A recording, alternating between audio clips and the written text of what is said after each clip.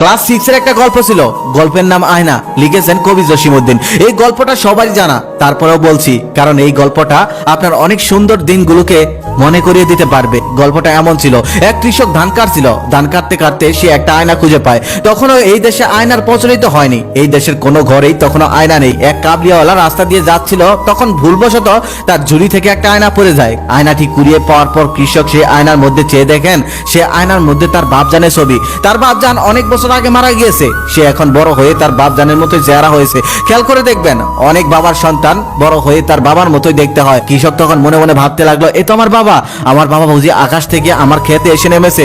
তারপর সে বাবাকে ডাকতে লাগলো, বাবা তুমি এখানে আসছো কেন, তুমি তো আমাদের বাড়িতে যেতে পারতে।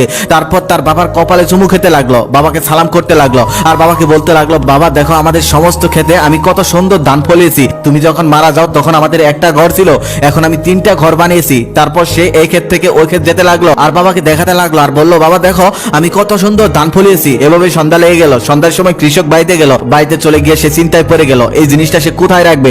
তার তো ভালো কোনো বক্স নেই, সে গরিব মানুষ, এটা রাখবে কোথায়। তারপর অনেক খোঁজাখুঁজি করার পর তারপর একটা কলসির ভিতর সেটা সে রেখে দিল, আর কাউকে বললো না। পরের দিন কৃষক যখন কাজে যাবে তখন সেই কলস থেকে আয়নাটা বের করে তার বাবাকে বলতেছে, বাবা আমি তো কাজে যাব, কাজ না করলে কি খাবো, আমরা তো গরিব মানুষ, তোমাকে ছেড়ে যেতে ইচ্ছে করে না, কিন্তু যেতে তো হবেই। তারপর সেই বাবাকে বলে কাজে চলে গেল। তারপর একটু পর পর কাজে থেকে বাড়িতে আসে, আর সেই বাবাকে বের করে বাবার সাথে কথা বলে। এদিকে কৃষকের স্ত্রী খেয়াল করতেছে যে আমার স্বামী আগে আমার সাথে একটা সুন্দর আচরণ করতো, হাসি ঠাট্টা করতো, আমার সাথে মজা করতো, কিন্তু 2-3 দিন যাবত আমার সাথে কথা বলছে না। কলসির ভিতর থেকে কি যেন বের করছে আর আবল তাবল কথাবার্তা বলছে। এটা দেখে কৃষকের স্ত্রী সন্দেহ করতে লাগলো। তারপর কৃষক যখন কাজে চলে গেল তখন কৃষকের স্ত্রী সে আয়নাটা বের করে দেখলো সেই কলসের ভিতরে একটি সুন্দর বউ কৃষক এনে রেখে দিয়েছে। এটা দেখে কৃষকের বউ রাগে আগুন হয়ে গেল, ঝাড়ু নিয়ে রাস্তার পাশে বসে রইলো যে কৃষক আসলেই তাকে পিটাবে, কারণ তাকে রেখে সে কেন বিয়ে করলো। তারপর কৃষক কাজ শেষ করে দুপুরে খাওয়ার জন্য যখনই বাড়িতে আসলো তখন কৃষকের স্ত্রী তার সাথে ঝগড়া বাজিয়ে দিল, চিৎকার চেঁচামেচি করতে লাগলো,